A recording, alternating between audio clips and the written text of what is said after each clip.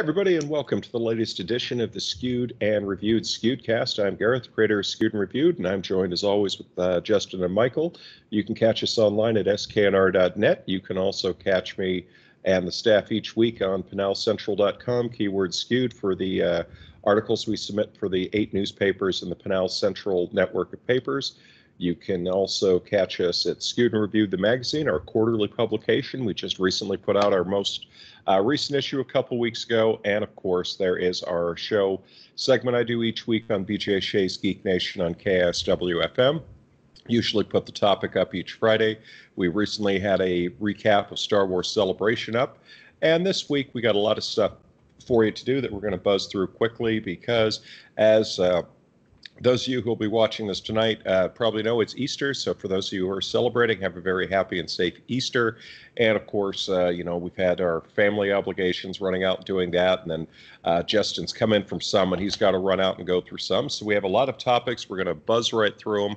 And you can catch more stuff online at sknr.net.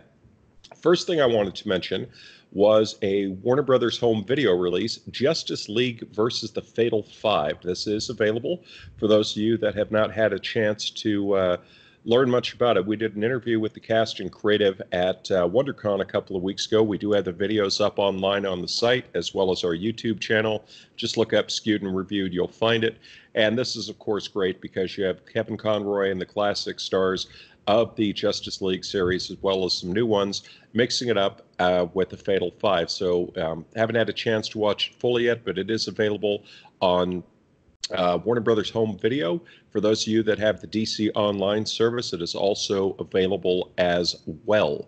Now, also wanted to mention for those on the DC Online service, there was a lot of speculation with the recent news that Swamp Thing was being cut from a 13 order down to 10 and being run as a limited series rather than an ongoing series.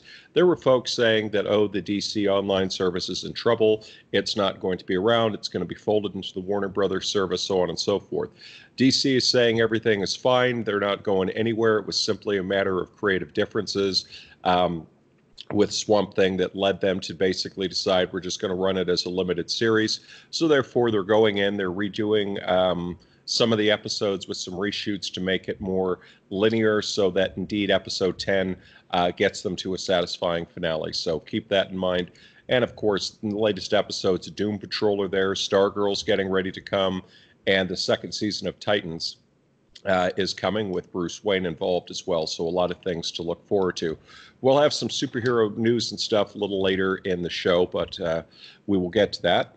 Also wanted to mention this week, and this is where we can get some really good commentary, Mortal Kombat 11 is coming out. It is amazing to me because I remember the original Mortal Kombat before it was available on any home entertainment systems where you had to stand in line at an arcade and wait your turn, put your quarter in there, and basically get humbled in a matter of seconds when you realize, you know, these people know every single move on the planet, including the fatalities.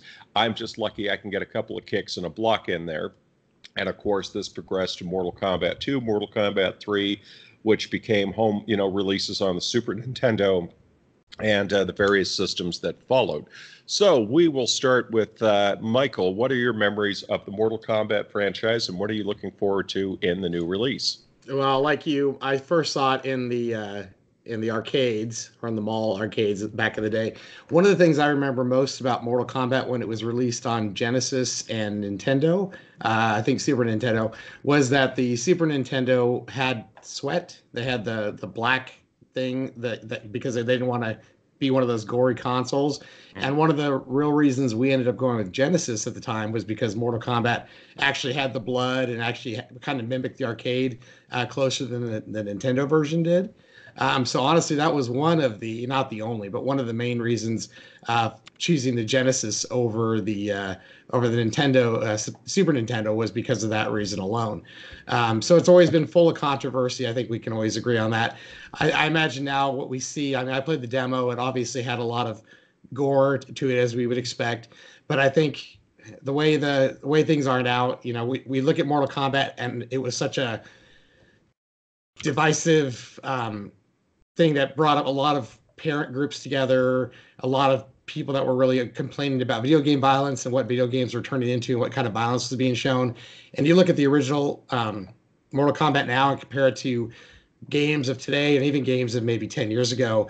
And it's kind of interesting how much of an uproar there was at the time when you compare it to what we have today and the kinds of stuff you could show in a video game environment today. So yeah, I mean, I'm excited for it. Demo was really good, played through it, very smooth. I like the environmental effects, using the cactus to attack somebody and run them off the cactus and that kind of thing. So again, had fun. It's a good game. I'm looking forward to it. Its release this week. And Justin, what are your thoughts on Mortal Kombat? So I'm a fair bit younger. I was born in 1990.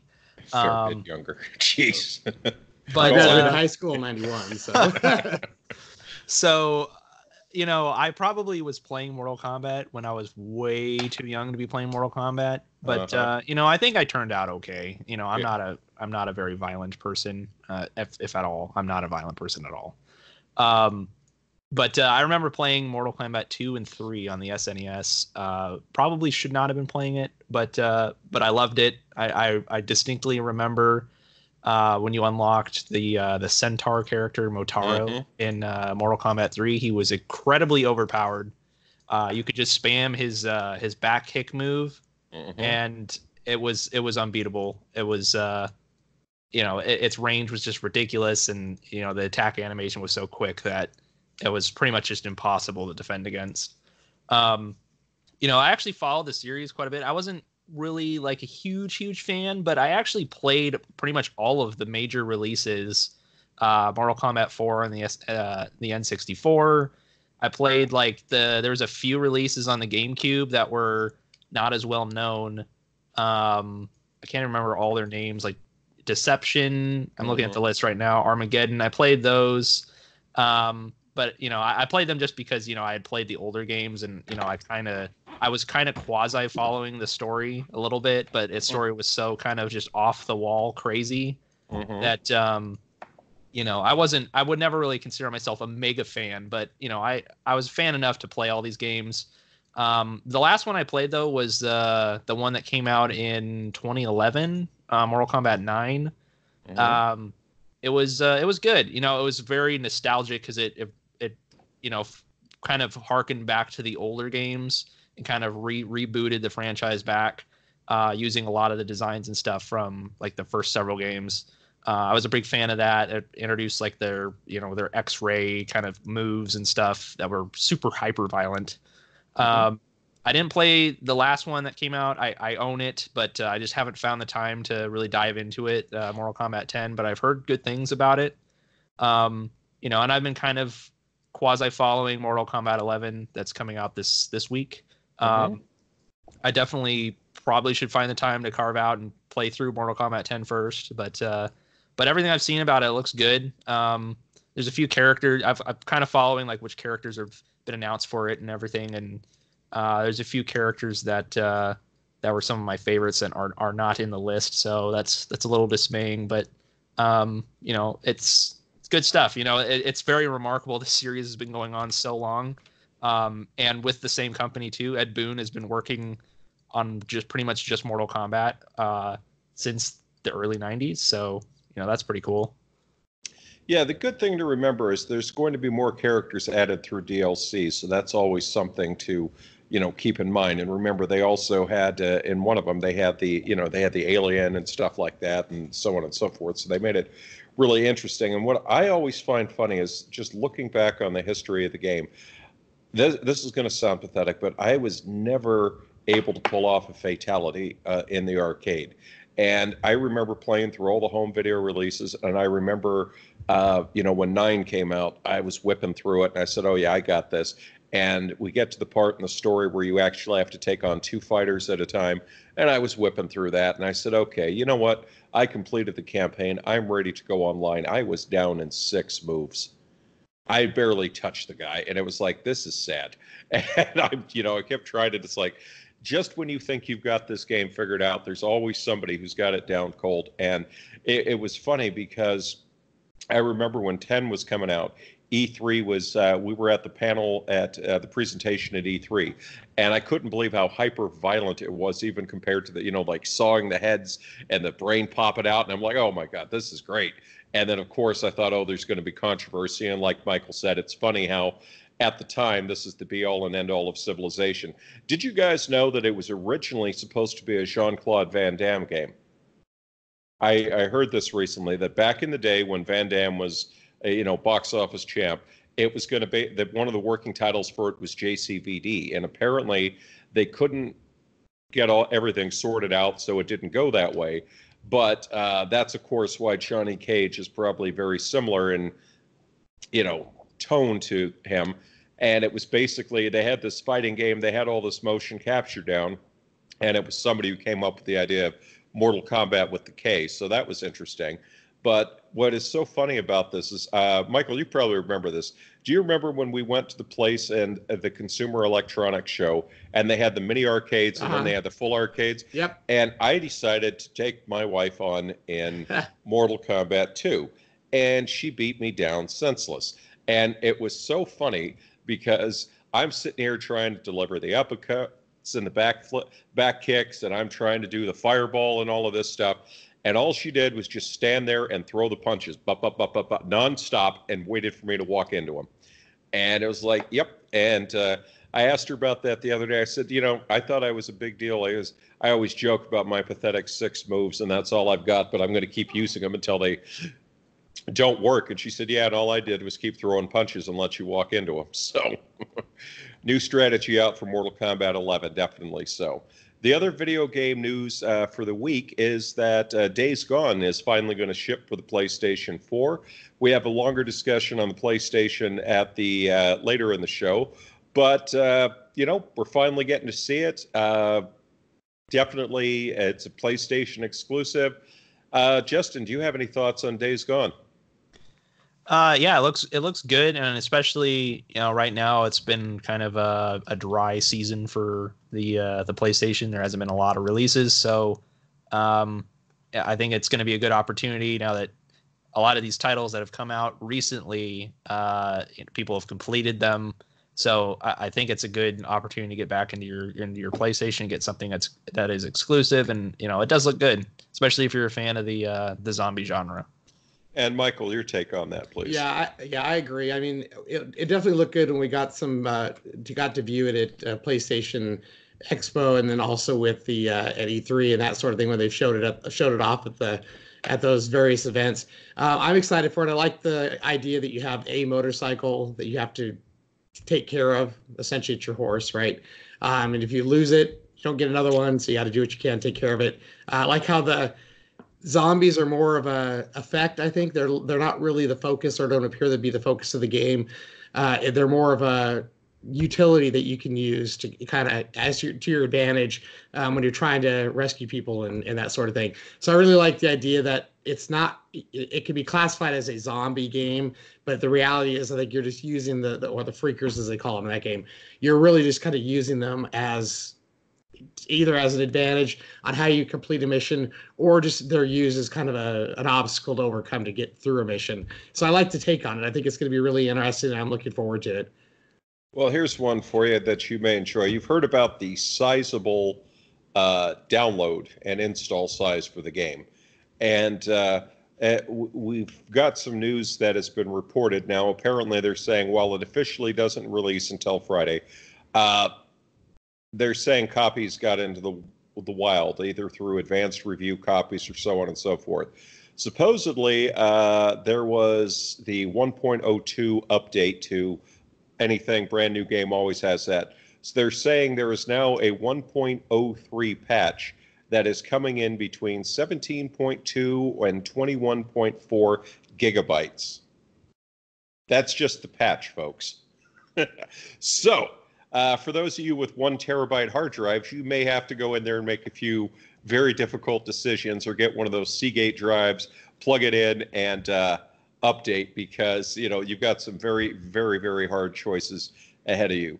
Now, sticking with video games, I know Michael hasn't had a chance to play it yet. I don't know if you've had a chance to try out your copy, Justin, but World War Z finally came out. third-person shooter. You can play it co-op against the zombie hordes based on the film and book series. And of course, I have only played the multiplayer portion of it. I got to say, in the games that I played, there was a lot of issues. A lot of people have commented about the hit detection was pretty bad. The spawn camping was ridiculous. You were spawn camped beyond belief. But, you know, these are all things that'll get patched out. My biggest surprise was I thought it'd be a group of us taking on the zombies to survive, and it was basically a team-based deathmatch. This just happened to feature hordes of zombies coming through. And so I'm kind of switching over to, you know, getting ready to go to do the campaign, do the co-op, because to me, that looks more like what we'd hoped in the beginning, a third-person Left 4 Dead. So, Justin, you and I used to log in a lot of time on Left 4 Dead. What's your take with World War Z so far? What are you looking forward to? Yeah, I haven't had a chance to play it yet, but I was, like you said, we played a lot of Left 4 Dead. I'm a huge fan of it. You know, speaking of Left 4 Dead, actually, I don't know if you saw, there was like supposedly some leaked screenshots. I was going to ask you about that too. That just occurred to me. But yeah, so there's definitely like a huge niche for that, just because Left 4 Dead 2 came out so long ago. So that, you know, the co-op zombie survival shooter, especially in the Left 4 Dead vein, is definitely dear to my heart. But yeah, so I think this will definitely fill that kind of that niche if that's what you're looking for. I'm curious to try it myself. I haven't installed, just haven't had a chance to try it yet. But yeah, so Left 4 Dead 3, supposedly some leaked screenshots of that as well. Might be interesting to talk about. Okay, and Michael, your take on this, please. Yeah, like Justin, I have it installed. I just haven't had a chance to get to it yet. But I like the idea in World War Z about how the zombies almost have an ant-like approach where they're climbing on top of each other to get on walls, and they're a lot faster. They're not the slow lumbering zombies that we see from, you know, The Walking Dead, and obviously the amount of zombies and that sort of thing, the horde size that you'll be facing in the game. So yeah, from everything I've seen, from watching some of the playthroughs online, and been following it kind of off and on through its development cycle, I'm excited to get into it and see. You know, I didn't get a lot of Left 4 Dead time in. I have some, but I always like the co-op version of games where you're kind of, you know, a small group taking on a much larger group. One of those things like Left 4 Dead by Overkill's Left 4 Dead, which didn't do very well, kind of was in that same vein initially, where it was a 4-person co-op, taking on zombies and protecting your base and building your base. That one was not executed well, but this one looks to be like it'll be a really good time. So yeah, I'm excited to kind of get some time in with it. And Justin, why don't you go ahead and talk about the Left 4 Dead leak, as it were, and if you think that anything will come of it. Yeah, it's definitely very interesting, kind of out of left field. So the screenshots, there's like no information as to like what build this is. If Left 4 Dead, there's no confirmation if Left 4 Dead 3 is actually in development. But supposedly, an organization got a hold of these screenshots, which look kind of like a desert map.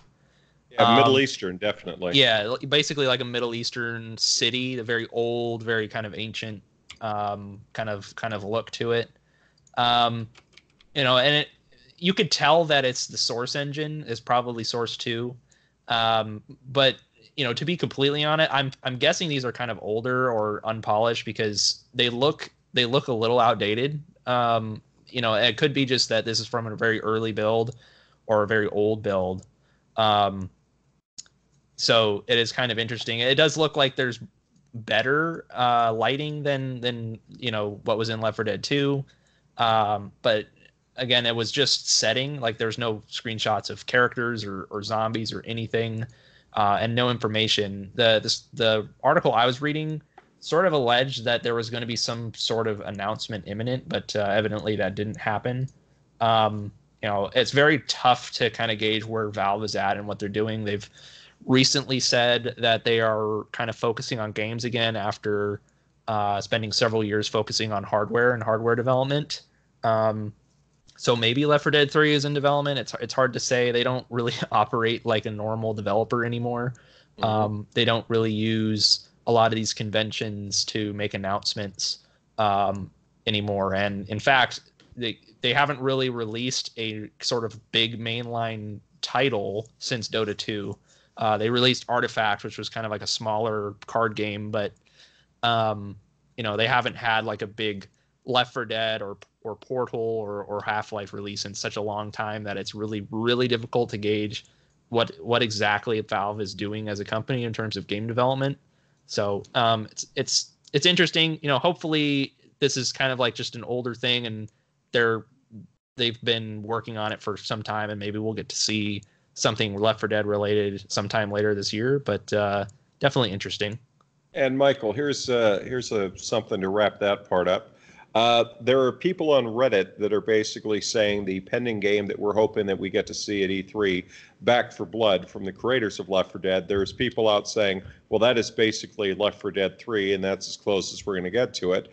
But building on what Justin said, do you think the rise of the Epic Games Store, considering the number of timed exclusives and exclusives they're getting, might be motivating Valve to get back in the game and say, you know what, we need more exclusives on our site, and the best way to do it is to make our own? Well, it's funny about Valve, right? They tend to not want to go back to genres and games that make them money. I don't know if it's because Steam is so valuable for them that they kind of have put development on the back burner. But there's always that joke, right? They get to the second game in the series and they stop doing development. So we got Half-Life 2, Portal 2, Left 4 Dead 2, and they kind of leave things there, right? So I don't know if that Epic Store alone is enough to kind of make them refocus on games. I certainly think that's going to be more of an impact than I think anybody initially thought it was going to be. Again, pricing for the developers, at least, seem to be one of the main motivating factors for folks kind of using that as timed exclusives. But I think for Valve, I mean, it's like anything else, Amazon or any of those other big distribution companies. We see Amazon as a big distribution company that they're now focusing on films. They're now doing a lot more Amazon Studio type stuff. Now we're seeing Valve going from a distribution studio with Steam and maybe going back into game development, which is where they kind of started at. Seeing the need that they need to expand. They can't just sit on their laurels of what they do well, but they need to look to expand the business and do things that they know people are going to be excited for and that people are going to get back into. Not saying that Steam as a distribution service is going to go anywhere. I mean, Epic is coming on strong with a lot of timed exclusives, but it's not like they're going to become the number one forefront distribution center for online video games anytime in the near future. I mean, Steam's not going to be dethroned anytime at all, at least not in the near future. Same with Amazon from a distribution standpoint. However, I think there is a need to diversify. I think there is a need to get people talking about them again. You know, when people think of Valve, I think a lot of people, especially newer gamers now, when you talk about Valve, their first instinct is going to be Steam. It's not going to be Half-Life, and it's not going to be Left 4 Dead. It's going to be Steam. Oh, they're a distribution service. You know, they don't have those memories that I think, well, I know I have personally. You know, I think Half-Life 2 came bundled with Steam for the first time. Is that when it came out? So obviously my experience with Valve has always been gaming first and Steam second. So I think it'll be good, and it's really good for us, for the game players and people in general, to get back into seeing some Steam game development for a change. Yeah, it will be very, very interesting to see how that plays out.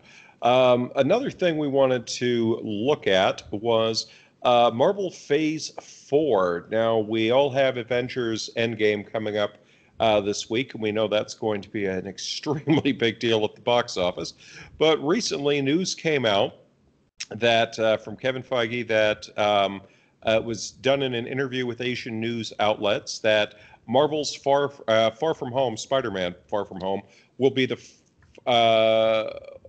final film of Phase 3 instead of the first film of Phase 4. It apparently takes place shortly after the events of Endgame, and therefore this will allow them to, at some point, do their big rollout and say, okay, these are our Phase 4 films. So, Michael, what do you think about this, and do you think we're going to get some interesting Endgame scenes in the credits, because that would basically tip their hand as well a bit as to where they're going, or will they just play it safe and allude to stuff that might be coming on the streaming service? Yeah, it sounds like a spoiler alert right there that Spider-Man comes back to life. I don't think Yeah. anybody would be surprised by that, but um, it's an interesting. So I guess that does answer some of the questions. I think we had discussed at one point that was Homecoming. Did that take place after Endgame, or did it take place before it? I think we are going to see a lot more of these types of announcements after Endgame comes out. I think right now they're holding a lot of this close to the vest, as we've kind of discussed before, because they don't want to give anything away. So I'm hoping what we'll see after Endgame's been released for a while is we'll start to see some announcements of what we are going to expect on the streaming service, as well as, I mean, obviously for the Phase 4 stuff, we're going to get to see a lot more of what new titles are going to be announced, new Guardian, new Black Panther, new Doctor Strange, that sort of thing.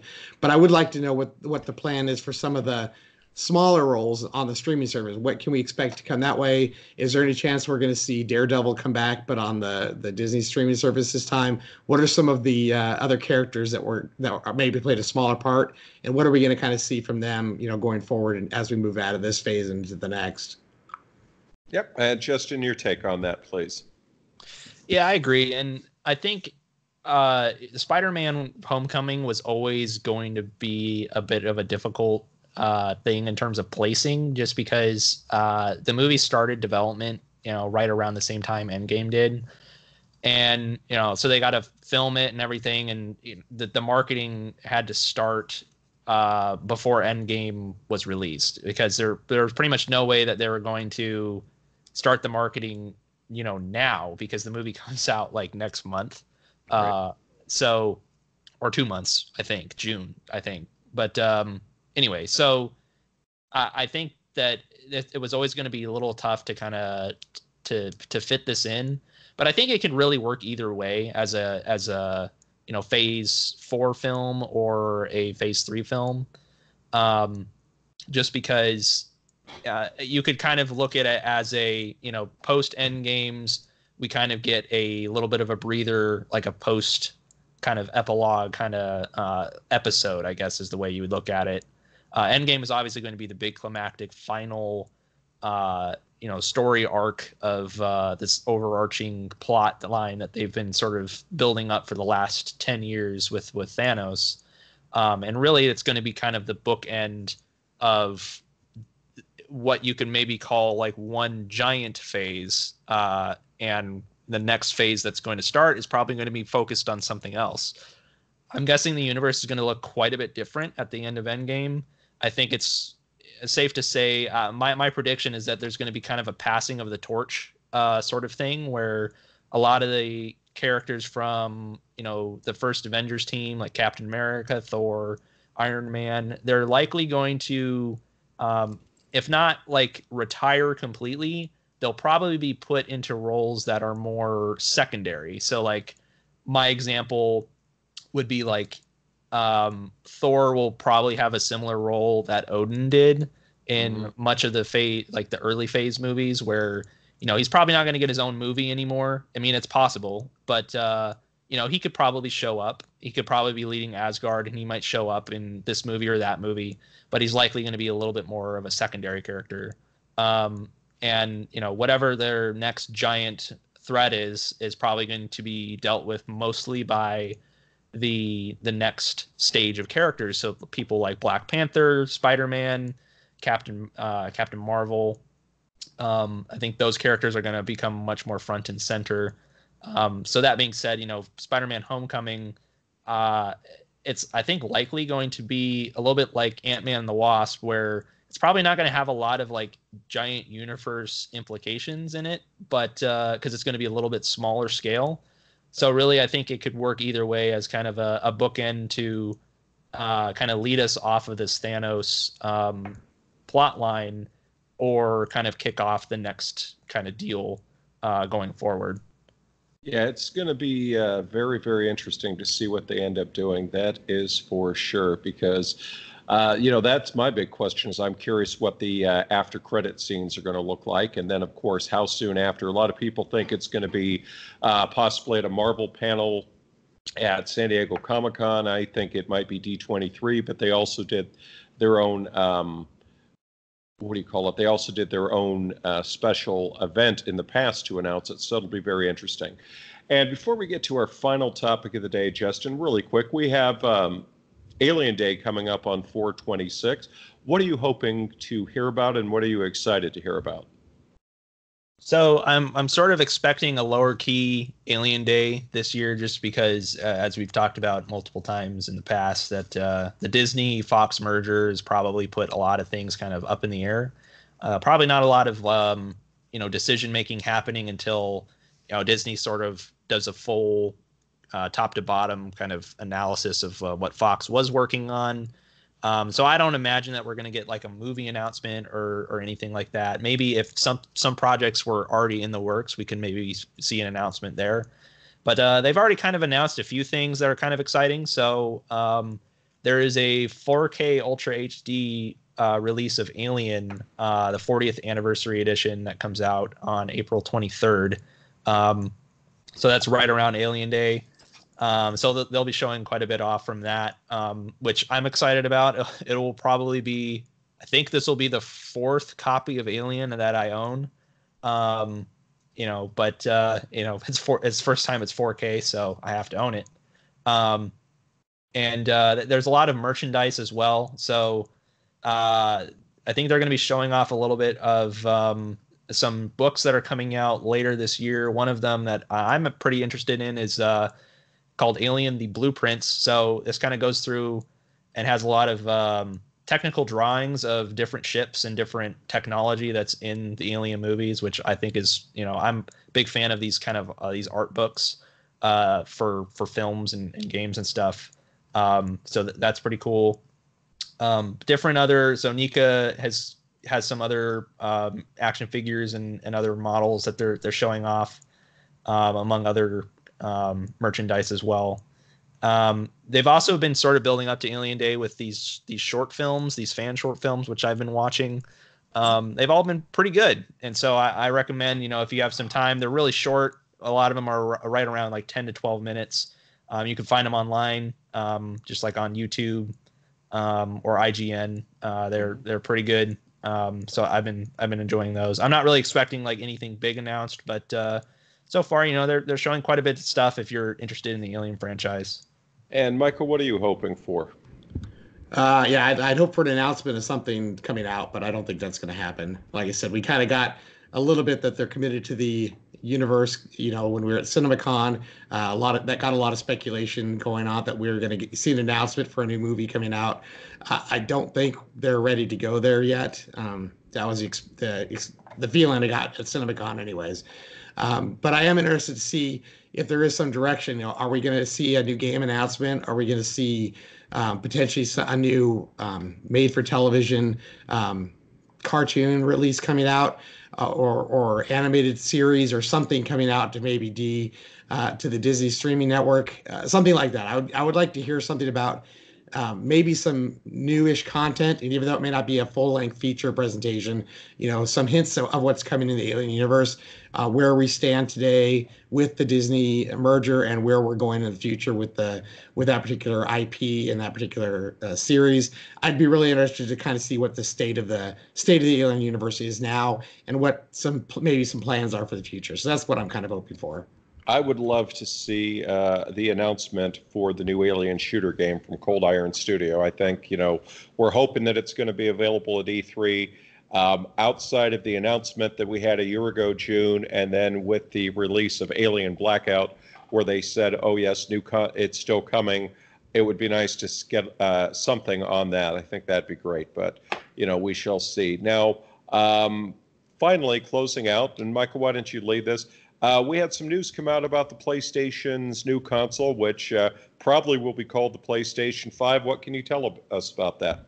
Yeah, ironically, the one thing they haven't confirmed yet is the name. Although I think if they've learned anything from Microsoft is that if you start changing up the name of consoles, you confuse people, and that's not always a good thing. So yeah, I think in theory we're expecting that it'll be PlayStation 5. But for those who have been living in a cave the past week, or have had no internet access, or were out camping, or I don't know, or something, there was an interview with Mark Cerny in Wired Magazine where they kind of discussed the next PlayStation, whether that's going to be PlayStation 5, PlayStation X, I don't know, PlayStation 1. Let's really confuse people. And some of the specs that are going to be with it. And I don't think it was anything that we didn't expect. A lot of buzzwords, as we would expect. So obviously the CPU is going to be based on a Ryzen Zen 2 architecture, 8-core. It's going to be using an AMD Navi GPU, which is going to have the ray tracing capabilities. I say ray tracing capabilities only because even with today's standards, with RTX cards that have their own ray tracing cores on them, results will vary with ray tracing. So while I think it's going to support ray tracing, how well it's implemented and how well it does that at sort of stable frame rates is going to be up in the air. But it is going to support that. One of the things about the audio that they announced was that it was going to have 3D audio. Again, for those who are hooked up to a home theater system, this is going to be more interesting than folks who are using headphones. But at the same time, it does show that there's an advancement to the technology, right? They say there's going to be 8K support. Support is the key word there. I don't think we're going to see 8K native resolution games anytime soon.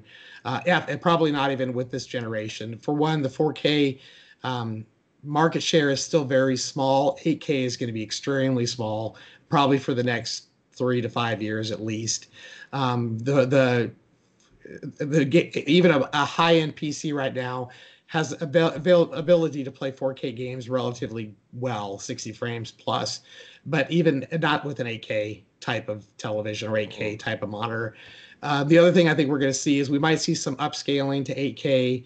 But the other thing we would have to consider is for anything to be 8K native resolution, the size of the textures alone, we're talking outside the realm of 300, 400, 500 gig in space for an 8K texture. So for anybody who's excited that they're going to be playing native 8K games on PlayStation 5, whatever happens to be, don't think that's going to happen. Again, we're hopefully going to see 4K 60 frames per second. That would be the ultimate goal, I think, with the ability to 8K support upscale. They haven't mentioned what, but they did say they are going to have. They're still going to support media, DVD, Blu-ray media. I would have to assume they're going to go Ultra HD Blu-ray this time. I think they're going to have to if they want 4K content and they don't want people downloading 300 gig downloads just to get 4K resolution packs for their games. They did say they're going to have an SSD in it, which I think makes sense. I'm a little surprised, honestly, that it's taken them that long to get here, but we do know that the cost of SSDs has dropped dramatically. You can now get a 256 gig SSD online for $60-$70 for your PC. So the idea that you can get a 500 gig or a 1 terabyte SSD, probably not going to be that big. They probably will support some sort of external hard drive like they do now for storing games.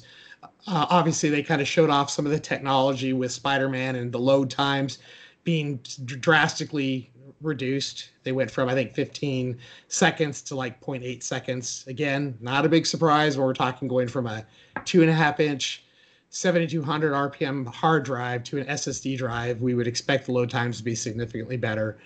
So again, I don't think that any of this is a surprise. One of the things that I know, Gareth, you and I talked about was the price point that we're going to potentially see this at. I have seen a leak. I've seen a leak. Again, this is a leak. It's non-confirmed that they're going to try to do a $500 price point, and they're going to lose about $100 per console with that price point. I don't think we're going to see it below $500, honestly.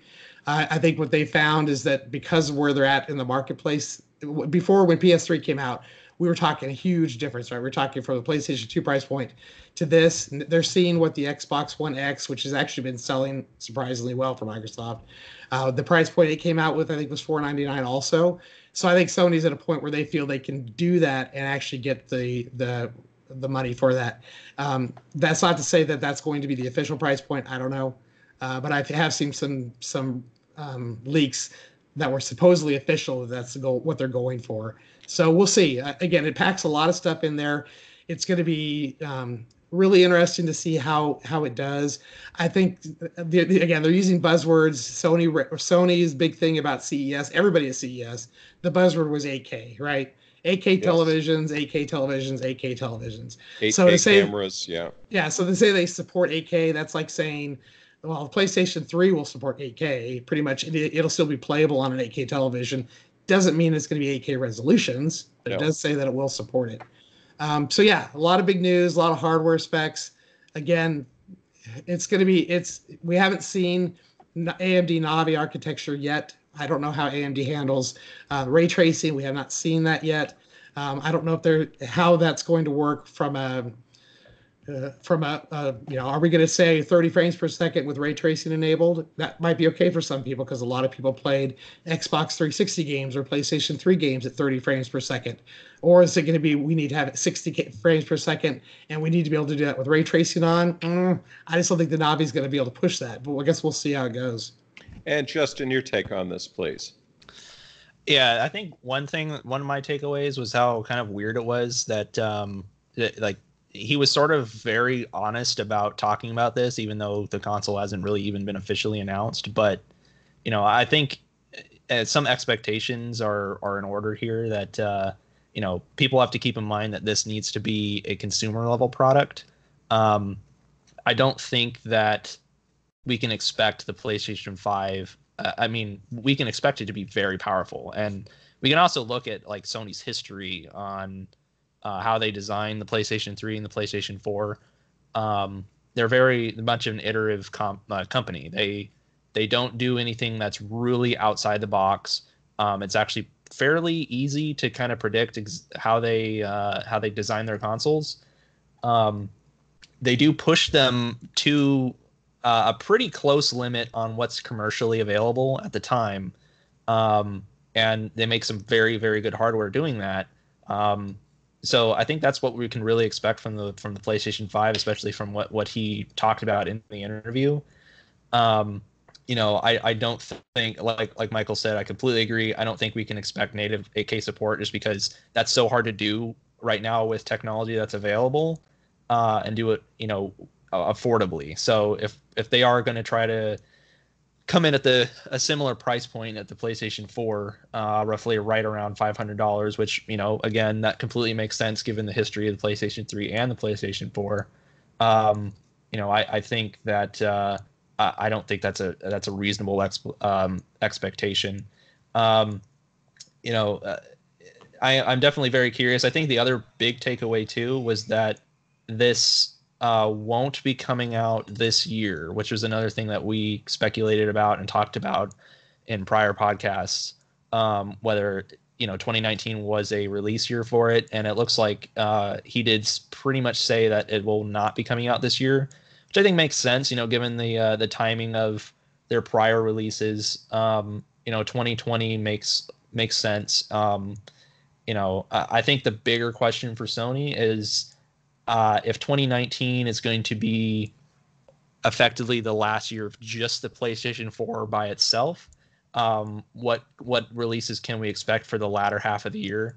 Because typically in these cycles for the PlayStation 3 and the PlayStation 2, some of the most technically ambitious titles came out, roughly right around the last year or so. Of the console cycle. So I'm very curious about that because we have had kind of a light season in terms of releases. So very curious to see what they have lined up in that regard. But we can definitely expect more information on this console, next year, probably early next year. My guess is probably it's going to release late next year. Yeah, and I think that makes sense because Michael and I have always said we expect it to be a situation where they will do a PlayStation Expo this year. They'll make the formal announcement there, and off we go, because we know they're not doing an E3 presence. They're doing their Sony State of Play, and so we think now this is out. That's the biggest thing. So now the big questions are, what can it do? How much is it going to cost? When am I going to see it? What are the launch titles? And we know that's going to come. So they're probably going to I personally think they're waiting for E3 because they're going to let Microsoft tip their hand. They're waiting for them to say, this is our new console. This is what we've got. This is what it's coming out with. And that was exactly what happened with the PS4, because if you remember, they came out and they made their announcement about the Xbox One. And then they said $499. And you heard reports that Sony, who had their presentation later that day. They said that while they were doing their rehearsal, the moment they heard $499, they said they started running through the aisles high-fiving each other because they knew they had them, because they were going to announce a $399 price point. Now, of course, the Xbox fans will say, well, that came with a Kinect, so on and so forth. But see, to the average consumer, all they heard was theirs is going to cost $499. This is what it comes with. Theirs is going to be $399, and it's going to have all of this. And that was what gave them a huge launch out of the box. So a lot of stuff to look forward to, that is for sure. Well, folks, we're going to wrap it up right now, get you back to your weekend. Hope you have a wonderful one, and we will be back next week. If you are off to see Avengers Endgame, please make sure not to spoil it for those who haven't seen it yet. And take care, and we'll talk to you all later.